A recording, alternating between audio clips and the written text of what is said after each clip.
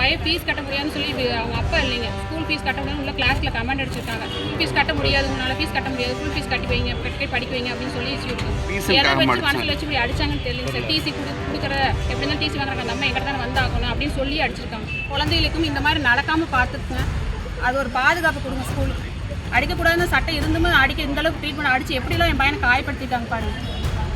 வேறு ஏதாச்சும் மண்டையில் அடிபட்டு இருந்ததோ கண்ணுக்கு அதில் அடிபட்டு இருந்ததுன்னா யாருங்க அவ்வளோ பதில் சொல்கிறது? நான் என்னங்க பண்ணுவேன் பையனுக்கு சொல்லுங்கள்? என் பையனை அடித்து துடிச்சது வந்து அந்த வலி வேதனையை வந்து அவங்க வாங்கிக்குவாங்களா சொல்லுங்கள்? அவங்க ஏற்றுக்குவாங்களா? நான் கொடுக்குற ஒத்துக்குவாங்களா சொல்லுங்க பார்க்கலாம்? ஸ்கூலுக்கு படிக்கிறதுக்கு தானே அனுப்புங்க. இந்த மாதிரி அடிச்சு கொடுக்கப்பட்டு ஏதாச்சும் நடந்திருந்தா கூட எனக்கு சாயங்காலம் தான் பட்டணமாக கட்டி என் கையில் கொடுத்துருப்பாங்க. சொல்லுங்க பார்க்கலாம். எங்களுக்கு தெரியாதுன்னு சொல்லியிருப்பாங்க. கரூர் தனியார் பள்ளியில் 7ஆம் வகுப்பு படிக்கும் மாணவன் தாமதமாக வந்ததாக உடற்கல்வி ஆசிரியர் பிரம்பால் கை கால்கள் என உடல் முழுவதும் பலமாக தாக்கியதாக மாணவன் பேசிய வீடியோவை வெளியிட்டு தாய் குற்றம் சாட்டியுள்ளார். என்ன நடந்தது இன்னைக்கு காலையில?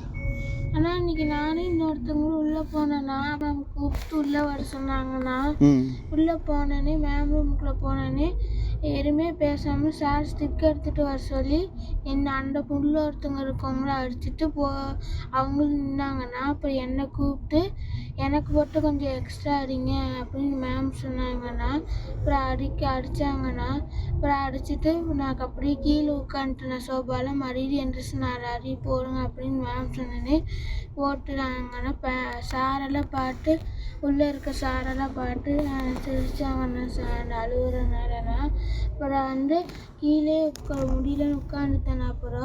அப்புறம் போன்னு மேம் சொன்னாங்கன்னா அப்புறம் கண்ணை துடைச்சிக்கிட்டு நின்றுக்கிட்டு இருந்தேன்னா அப்போ நின்றுக்கிட்டு இருக்கப்போ மேம் வந்து நான் அடிக்கலைன்னு சொல்லி மறுபடியும் கூப்பிட்டு அடி போட சொன்னாங்கன்னா போட்டுட்டு அப்புறம் போன்னு சொல்லிட்டாங்கண்ணா.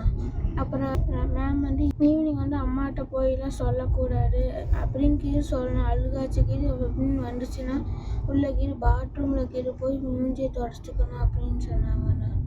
அப்புறம் இன்னைக்கு கீழே ஏதாவது நாளைக்கு நீ வேற பிரச்சனைலாம் வீட்டிலலாம் எதுவும் போய் சொல்லக்கூடாதுன்னு சொன்னாங்கண்ணா மேம். அடிக்க சொன்னது யாரு? மேம் வந்து இன்னொரு சாரை வந்து அடிக்க சொன்னாங்கண்ணா, பிடி சார். நீ அடி வாங்கும் பொழுது அந்த ரூம்ல யார் யார் இருந்தா? மேம்னா நானுண்ணா அப்புறம் இன்னொரு பொண்ணுண்ணா 7, 8 ஒரு பொண்ணுண்ணா. இது வந்து லேட்டா போனதுக்காகவா? லேட்டாக போனதுன்னா அம்மா வந்து மேம்கிட்ட சொல்லிட்டாங்க. எதுக்காக இது எதுக்காக அடிச்சாங்கன்னு கேட்குறேன். லேட்டாக போனது. என் பேர் பாலுங்க, சந்தன காளிவலைங்க. என் பையன் வந்து 7th ஸ்டாண்டர்ட் படிக்கிறாங்க. என்ன நடந்துச்சுங்க காலையில் லேட்டாக போனதுக்காக 5 நிமிஷம் லேட்டாக போனது நான் இன்ஃபார்ம் பண்ணி தான் விட்டுட்டு வந்த இறங்கினோடனே கூட்டி உள்ள ரூமில் கூட்டிகிட்டு போய் அடிச்சிருக்காங்க.